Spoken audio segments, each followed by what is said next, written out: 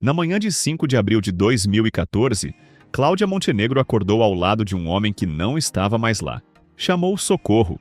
Os médicos chegaram. Já era tarde demais. José Wilker havia morrido dormindo.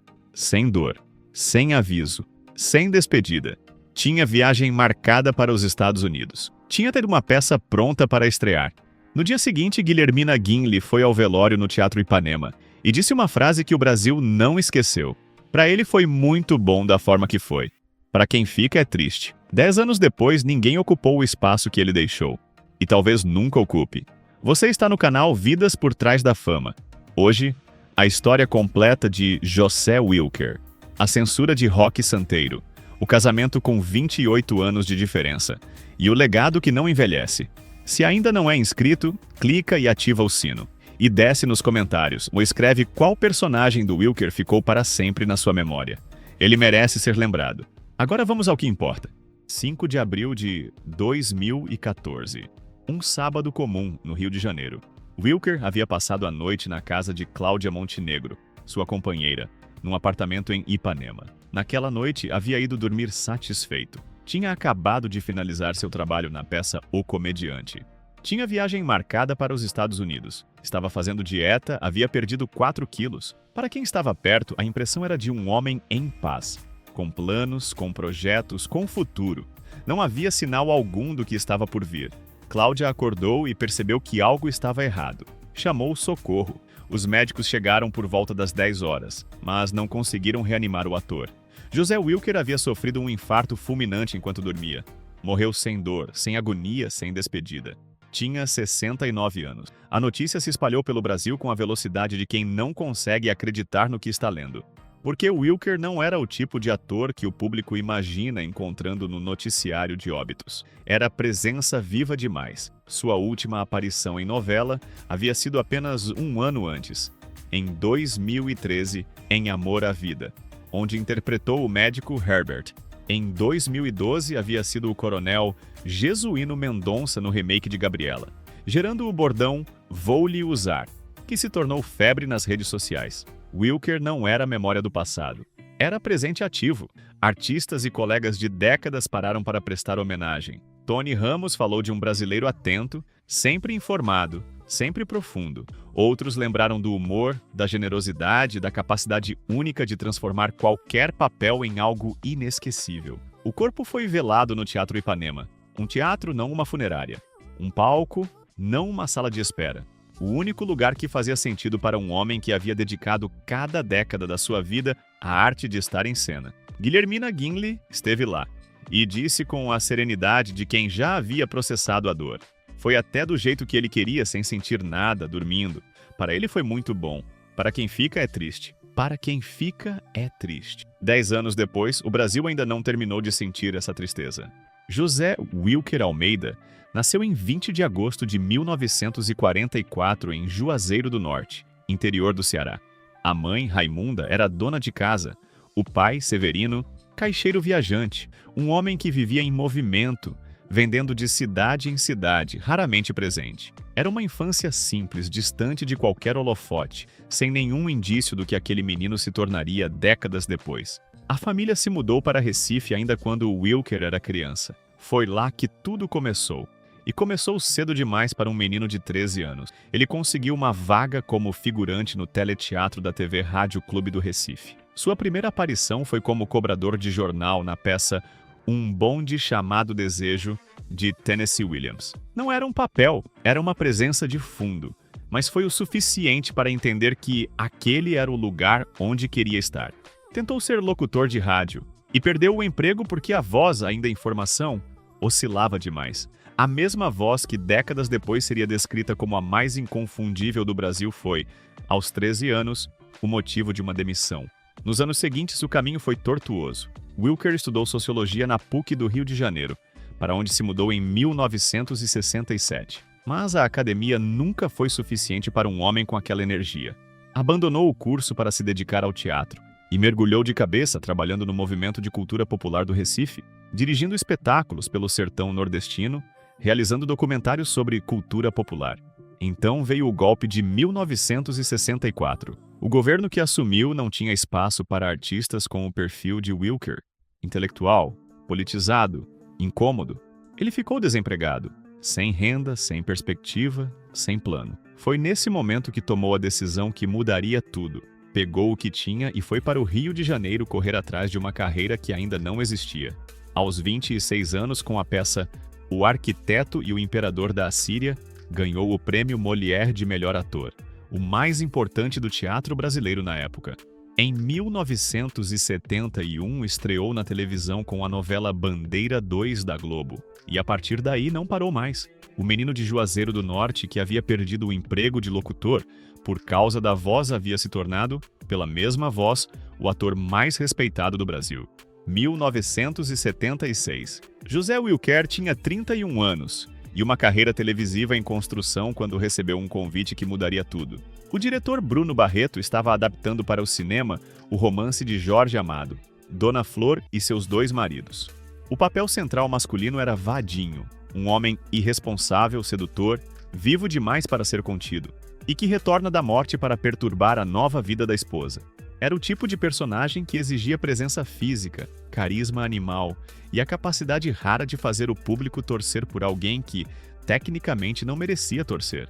Wilker tinha tudo isso. Sônia Braga viveria Dona Flor, Mauro Mendonça, o segundo marido comportado, e Wilker, o vadinho que o Brasil inteiro passou a odiar e amar ao mesmo tempo. O filme estreou em novembro de 1976, e o que aconteceu a seguir não tinha precedente na história do cinema brasileiro. Dona Flor e seus dois maridos se tornou o filme mais visto da história do Brasil. 10,7 milhões de ingressos vendidos, um recorde que durou 34 anos, só ultrapassado por Tropa de Elite 2 em 2010. Internacionalmente, foi indicado ao Globo de Ouro e ao BAFTA. O Brasil havia produzido um fenômeno que ultrapassou fronteiras, e Wilker estava no centro de tudo. Mas o sucesso de Dona Flor trouxe algo que Wilker não esperava: a armadilha do personagem único. De repente, havia o risco de que Vadinho se tornasse maior do que o ator, que o público o enxergasse apenas como o sedutor irresponsável de Bahia dos anos 40, e não como o artista versátil que ele sabia que era. A resposta de Wilker foi voltar ao teatro, aprofundar o trabalho na televisão e provar, papel por papel, que não havia personagem que ele não conseguisse habitar. Cômico ou dramático, vilão ou herói, histórico ou contemporâneo. Cada escolha era calculada para ampliar o que o público havia visto em Vadinho, não para repetir. A estratégia funcionou, mas o teste definitivo ainda estava por vir.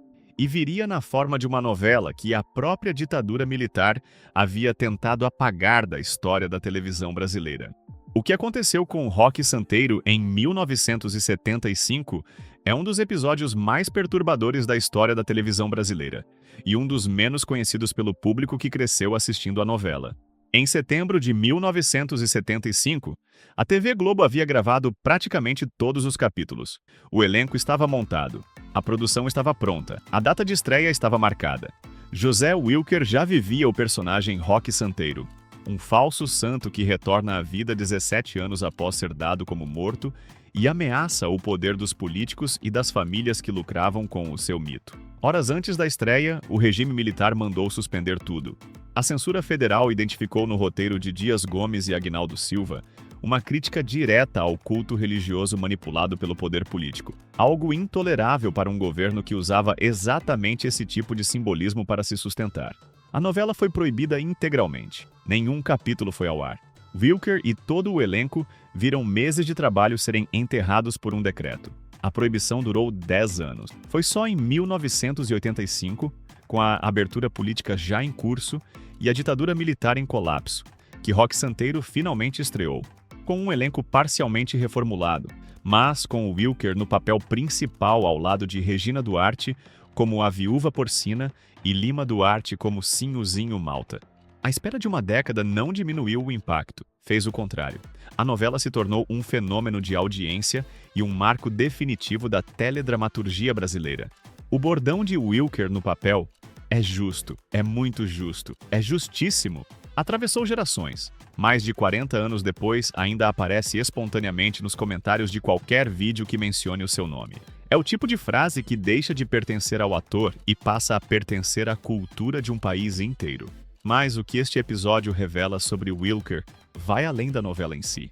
revela um homem que esperou 10 anos pelo papel sem reclamar publicamente, sem abandonar a carreira, sem deixar a censura definir o que ele era capaz de fazer. Enquanto Rock Santeiro estava proibido, Wilker fez Dona Flor, Bye Bye Brasil, Chica da Silva e dezenas de outros trabalhos que consolidaram seu nome. A ditadura tentou calar Rock Santeiro. Não conseguiu calar Wilker. Havia algo em José Wilker que desafiava qualquer explicação simples sobre sedução. Não era apenas a aparência, não era apenas a voz. Embora a voz fosse, por si só, um instrumento capaz de transformar qualquer frase numa declaração, era a combinação improvável de inteligência afiada, humor preciso e uma generosidade intelectual que fazia qualquer pessoa na sala sentir que estava sendo verdadeiramente ouvida. Quem conviveu com ele repete a mesma descrição. As conversas nunca eram sobre futilidades. Eram sobre literatura, cinema, política, arte, sempre profundas, sempre estimulantes. E essa combinação, ao longo de décadas, atraiu mulheres extraordinárias. O primeiro casamento foi com Elza Rocha Pinto, em 1964, logo quando chegou ao Rio de Janeiro. Durou 12 anos e terminou em 1976, o mesmo ano de Dona Flor. Depois veio René de Vielmont, com quem se casou em 1976 e teve a primeira filha, Mariana. O casamento durou até 1985. Em 1986, uniu-se à atriz Mônica Torres, mãe da segunda filha, Isabel. Ficaram juntos até 1996. Entre os casamentos, houve relacionamentos que marcaram. Com a atriz Nívia Maria, uma ligação intensa que os dois sempre trataram com discrição. E com Bárbara Paz, que anos depois recontou o breve romance de 6 meses com gratidão, dizendo que aprendeu mais sobre atuação naquele período do que em qualquer outro. Ela tinha 20 anos, ele, 47. A diferença de idade nunca foi o centro da história.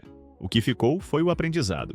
Em 1999, Wilker conheceu Guilhermina Guinle durante as gravações de uma produção da Globo. Ela tinha 23 anos, ele, 54. 28 anos os separavam. A mídia especulou, o público questionou, mas os dois foram consistentes na mesma explicação ao longo de todos os anos juntos. A aproximação havia sido intelectual. Eram as conversas sobre cinema, arte e literatura que haviam criado o vínculo. O resto veio depois.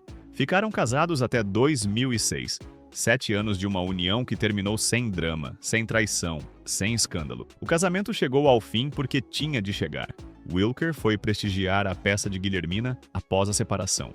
Posaram juntos para fotos como se ainda fossem casados. A amizade permaneceu intacta até o dia da sua morte. 4 casamentos, 2 filhas. Relacionamentos que deixaram marcas genuínas em cada pessoa que passou pela vida dele. Um homem que amava com a mesma intensidade com que atuava. Quando Wilker e Guilhermina Guinle começaram a se aproximar, o Brasil imediatamente assumiu que sabia o que estava acontecendo. Uma jovem atriz de 23 anos, um homem consagrado de 54, 28 anos de diferença. A conclusão que a mídia e o público tiraram foi rápida, automática e completamente errada. Era interesse, era estratégia de carreira. Era a jovem usando o nome do veterano para abrir portas. Guilhermina respondeu a essa narrativa com uma consistência que nunca vacilou ao longo dos anos. A aproximação foi intelectual, repetiu em todas as entrevistas. Eram as conversas sobre arte, cinema e literatura. Era algo encantador, especialmente devido à profundidade dos seus conhecimentos. Com esse charme, não pude resistir. Não era o ator famoso que a havia atraído. Era o homem que sabia falar sobre Bergman e Jorge Amado na mesma frase sem esforço. Para Wilker, o que havia em Guilhermina era a qualidade que ele sempre buscou em todas as pessoas ao redor. Presença genuína. Ela não estava ali para ser vista ao lado dele. Estava ali porque queria estar. Os 7 anos que se seguiram foram construídos sobre esse alicerce. Viajaram juntos. Nova York foi um dos destinos preferidos. A cidade que Wilker amava pelo cinema e pela literatura que ela havia inspirado.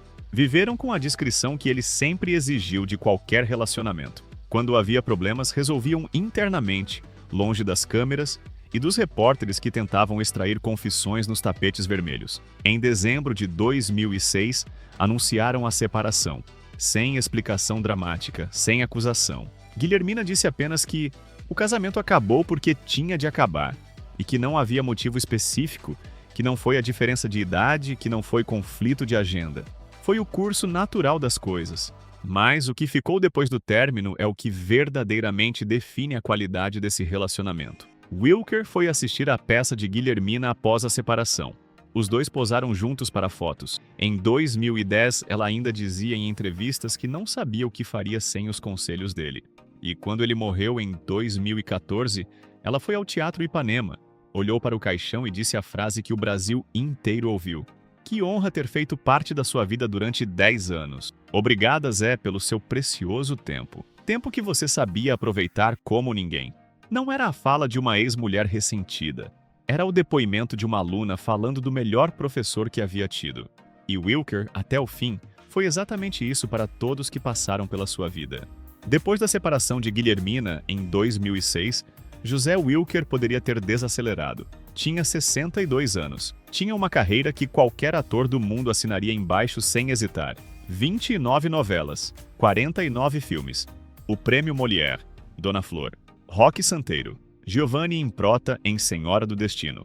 Outro personagem que havia entrado para a memória coletiva do Brasil com uma força que poucos atores conseguem em toda uma vida. Tinha tudo para se sentar, receber homenagens e aceitar o título de lenda viva com elegância.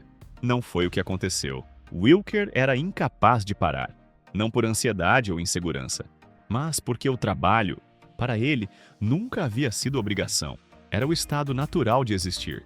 Atuar, dirigir, escrever, debater, tudo fazia parte do mesmo impulso que havia começado num teleteatro do Recife aos 13 anos e que nenhuma década havia conseguido diminuir.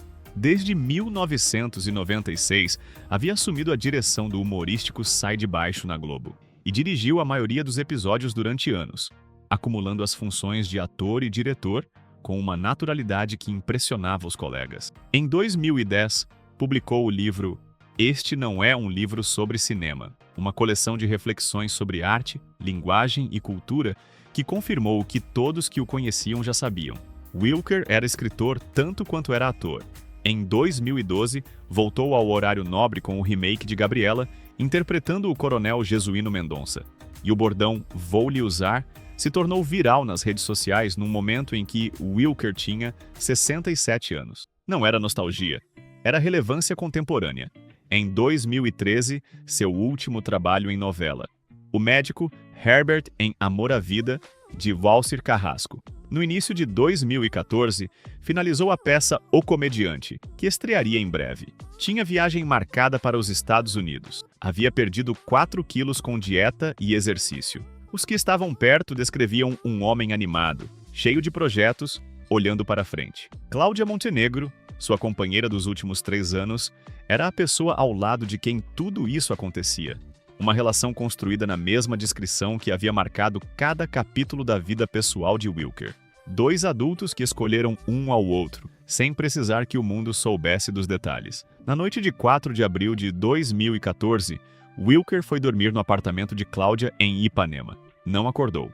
Quando essa notícia vazou na manhã de 5 de abril de 2014, o Brasil parou. Não da forma ensaiada que acontece com mortes esperadas. Comunicados oficiais, notas de pesar preparadas com antecedência, coberturas jornalísticas que já estavam em rascunho. Foi o tipo de parada que acontece quando algo genuinamente imprevisto atinge uma ferida coletiva que ninguém sabia que existia até aquele exato momento. As redes sociais explodiram. Jornais interromperam coberturas para atualizar suas manchetes. Emissoras entraram ao vivo, e de cada canto do Brasil saíram as mesmas memórias. Vadinho, Roque Santeiro, Giovanni Improta, Jesuíno Mendonça, cada pessoa carregando o personagem que havia se tornado parte da própria história de vida. Tony Ramos, que havia trabalhado ao lado de Wilker por décadas, foi um dos primeiros a falar. Descreveu um brasileiro atento, sempre informado sobre política e sobre o que acontecia no país. Não falou apenas do ator. Falou do homem, da inteligência, da presença, da qualidade rara de alguém que nunca estava ausente de nenhuma conversa que importasse. Outros colegas seguiram. Cada depoimento repetia as mesmas palavras: generoso, culto, único, insubstituível. Não eram elogios de protocolo, Eram descrições precisas de alguém que havia marcado cada pessoa que o conheceu de uma forma difícil de articular. Porque não era apenas talento. Era uma forma de ser que não se aprende e não se replica. No domingo, 6 de abril, o corpo foi velado no Teatro Ipanema. A escolha do local dizia tudo sobre quem era Wilker. Um homem cuja vida havia acontecido em palcos, não em tapetes vermelhos. Fãs, amigos e colegas lotaram o teatro. Guilhermina Gimli chegou, foi até o caixão e disse as palavras que já conhecemos. Cláudia Montenegro, dias depois, agradeceu publicamente o apoio recebido e descreveu os dois como genuinamente felizes nos últimos anos. As 3 filhas, Mariana, Isabel e Madá Wilker, estiveram presentes, cada uma carregando um pedaço diferente de um homem que havia sido pai com a mesma intensidade com que havia sido ator. Presente, profundo, incapaz de superficialidade. Posteriormente, o corpo foi cremado no Cemitério Memorial do Carmo, na zona portuária do Rio de Janeiro. A presidente Dilma Rousseff prestou homenagem pública. O Brasil inteiro fez o mesmo, mas nenhuma homenagem conseguiu responder à pergunta que ficou suspensa no ar desde aquela manhã de sábado, e que permanece sem resposta até hoje. Quem vai ocupar esse espaço? Em abril de 2024, o Brasil completou 10 anos sem José Wilker. Não foi um aniversário silencioso. Portais, jornais e canais de televisão pararam para revisitar a trajetória de um ator que, uma década depois da morte, continua sendo referência obrigatória em qualquer conversa séria sobre dramaturgia brasileira. Reportagens especiais foram publicadas. Trechos de Roque Santeiro, Dona Flor e Senhora do Destino voltaram a circular nas redes sociais com um alcance que surpreendeu até quem já esperava pela saudade. O que esses 10 anos revelaram é algo que poucos conseguem dizer sobre si mesmos. Wilker não envelheceu. Dona Flor e seus 2 maridos ainda é assistido. Vadinho ainda provoca o mesmo efeito. Aquela mistura incômoda de reprovação e fascínio que só os grandes personagens conseguem sustentar décadas depois de criados. Roque Santeiro ainda é citado. O bordão "é justo, é muito justo, é justíssimo" ainda aparece espontaneamente em comentários de pessoas que nem haviam nascido quando a novela foi ao ar pela primeira vez, em 1985. Guilhermina Gimli, que hoje vive entre o Brasil e Nova York, manteve o mesmo padrão de sempre ao falar sobre o ex-marido. Carinho sem melodrama, admiração sem exagero. Em 2023, quase 10 anos após a morte, voltou a homenageá-lo nas redes sociais com uma postagem que resumia em poucas palavras o que qualquer pessoa que o conheceu sente ao falar dele. Não havia mágoa, não havia ressentimento. Havia apenas o reconhecimento limpo de quem teve o privilégio de estar perto de algo raro. O acervo de Wilker na Globo permanece vivo e acessível. 29 novelas, dezenas de minisséries, participações especiais. Para quem quer conhecê-lo pela primeira vez ou revisitar personagens que marcaram época, o material está lá, intacto, resistindo ao tempo com uma naturalidade que poucos artistas conseguem. E Cláudia Montenegro, a companheira que estava ao seu lado na noite em que ele partiu, seguiu a vida com a mesma discrição que sempre caracterizou a relação entre os dois. Nunca transformou a tragédia em exposição. Nunca usou a morte de Wilker como plataforma. Guardou o luto para si com a dignidade que ele mesmo teria exigido. O que fica 10 anos depois não é tristeza. É a consciência crescente de uma ausência específica. O tipo de ausência que só se sente quando algo verdadeiramente insubstituível vai embora. E o tempo, em vez de amenizar, vai tornando a falta mais nítida. O Brasil perdeu Wilker uma vez em 2014 e continua perdendo a cada novo ator que estreia sem ter o que ele tinha. Existe uma pergunta que percorre toda esta história e que agora precisa ser respondida com honestidade. Por que José Wilker não tem substituto? Não é nostalgia. Não é o romantismo natural que o tempo cria em torno de qualquer figura que partiu cedo demais. É algo mais concreto, mais verificável, mais incômodo de admitir. Wilker reunia numa única pessoa um conjunto de qualidades que o mercado do entretenimento raramente produz juntas. A versatilidade técnica que permitia habitar com igual convicção, o vadinho sedutor e irresponsável, o Roque Santeiro místico e político, o Giovanni Improta ameaçador e cômico ao mesmo tempo, o Jesuíno Mendonça que se tornou viral aos 67 anos. Cada personagem era uma criação distinta, Não variações do mesmo ator, mas seres humanos diferentes que usavam o corpo e a voz de Wilker como veículo. A voz, sempre a voz, era o instrumento mais imediato, o que o público reconhecia antes mesmo de ver o rosto, mas a voz era apenas a superfície de algo mais profundo, uma inteligência que informava cada escolha, cada pausa, cada inflexão. Wilker não decorava texto, ele entendia o que estava por trás do texto, a sociologia, a psicologia, a política do personagem. E era essa compreensão que tornava cada atuação inevitável. O espectador não sabia por que acreditava, sabia apenas que acreditava. Fora das câmeras, era o mesmo homem. Tony Ramos descreveu um brasileiro atento, sempre informado. Guilhermina descreveu conversas sobre arte e literatura que a formaram como atriz. Bárbara Paz descreveu 6 meses que valeram anos de escola. Cada pessoa que passou pela vida de Wilker saiu diferente, mais lúcida, mais exigente, mais consciente do que o ofício pode ser quando levado a sério. Esse é o legado real, não os personagens, embora os personagens sejam imensos. É o padrão que ele estabeleceu. A régua que ele colocou tão alta que a maioria dos atores que vieram depois ainda não chegou lá. Em 2014, o Brasil perdeu um ator, mas perdeu também um modelo de como se estar em cena, com inteligência, com presença, com a recusa absoluta de ser superficial numa profissão que a superficialidade frequentemente recompensa. José Wilker nasceu em Juazeiro do Norte, interior do Ceará, filho de um caixeiro viajante. Morreu em Ipanema, Rio de Janeiro, no apartamento de quem amava, dormindo, sem dor. Entre esses 2 pontos, construiu algo que o tempo não consegue diminuir. E o Brasil inteiro sente, mesmo aqueles que nunca souberam explicar por quê. José Wilker não deixou apenas personagens, deixou uma forma de entender o que é ser ator, com inteligência, com profundidade, com a recusa de entregar menos do que o papel exigia. Deixou uma voz que o Brasil reconhecia antes de ver o rosto. Deixou um padrão que 10 anos depois ainda não foi alcançado. Nasceu filho de caixeiro viajante no interior do Ceará, que ninguém esperava que produzisse o maior ator da história da televisão brasileira. E provou que origem não define destino. Talento, disciplina e recusa à mediocridade definem. Se este vídeo te tocou, e eu acredito que tocou, desce nos comentários agora e deixa a tua homenagem para o Wilker. Escreve qual personagem ficou para sempre na tua memória. Qual frase? Qual cena? Ele merece saber que 10 anos depois o Brasil ainda se lembra. Deixa também o teu like. Inscreve-te no canal Vidas por Trás da Fama e ativa o sino, porque toda semana tem uma história como essa esperando para ser contada. E o próximo vídeo já está a caminho. Uma história que o Brasil pensa que conhece, mas que por dentro esconde um nível de coragem, silêncio e verdade que vai surpreender até quem acompanhou tudo desde o início. Até lá!